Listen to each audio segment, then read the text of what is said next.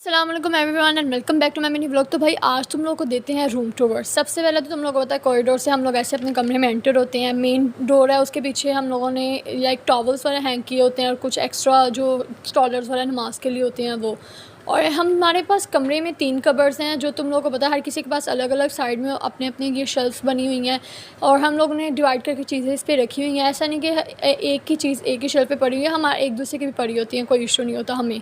और कबर्ड में लाइक अंदर से ऐसी कबर्ड इन्होंने बनाई हुई है और नीचे उन्होंने शू के लिए अलग से ही लॉकर दिए हुए हैं। ये एक अच्छी चीज़ मुझे लगी थी। नीचे हम लोग लॉन्ड्री वगैरह अपनी रख लेते हैं और एक साइड पे हम लोगों ने एक जगह हम लोगों ने प्रॉपर अपने बर्तन वगैरह को लिए रखी हुई है यार, क्योंकि ये भी सामान काफ़ी ज़्यादा होता है और हम लोग एक साथ ही यूज़ करते हैं सब कुछ भी।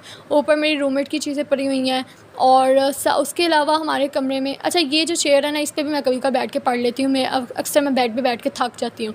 और उसके बाद फिर हम लोगों ने एक दीवार पे ना लाइक ये मेरी रूममेट नहीं मेरी एक रूममेट इंटीरियर डिज़ाइनिंग किया तो उसके काफ़ी ज़्यादा चीज़ें कमरे में पड़ी हुई हैं।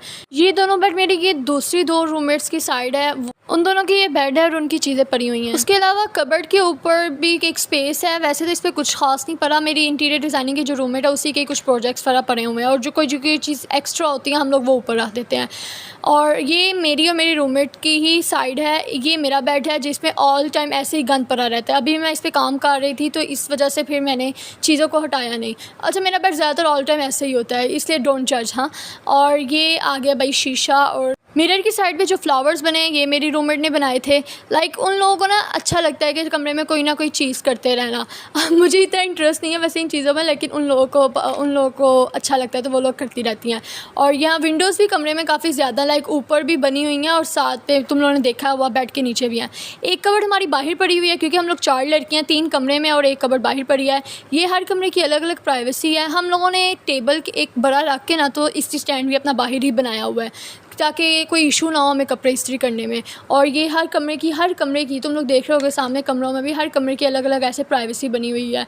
नीचे वाले कमरों में भी हैं लेकिन वो बंद हैं और यहाँ कुछ ओपन है और हमारी इस तरह की बनी हुई है। अच्छा मुझे अपना कमरा ना वैसे ज़्यादा अच्छा लगता है। खैर इस तरह इधर बाहर ना हमारे लास्ट टाइम कूलर लगा था लेकिन हॉस्टल वालों ने अब वो कूलर उतरवा दिया हमारा कि भाई उनको बिल बहुत पा रहा था, लेकिन अब हर बच्चे को कह रहे हैं कि अपना कूलर ले आओ तो और उसका बिल दे दिया करो। तो अब हम ऐसे ही करेंगे क्योंकि यार बहुत गर्मी होती है हॉस्टल में बहुत ज़्यादा और हमारा ऊपर वाला पोर्शन है ऑल टाइम धूप पड़ती रहती है और हमारे कमरे में भी फ्रंट पे भी ऑल टाइम धूप पड़ती रहती है। तो इसीलिए बस अब इंशाल्लाह कूलर वाला लाएंगे तो कोई यहाँ पे सुकून आना, अदरवाइज़ यहाँ पे गुजारा मुमकिन नहीं है। खैर ये था हॉस्टल रूम टूर। बाकी तुम लोगों से मिलते हैं नेक्स्ट व्लॉग में, तब तक के लिए अल्लाह हाफिज़।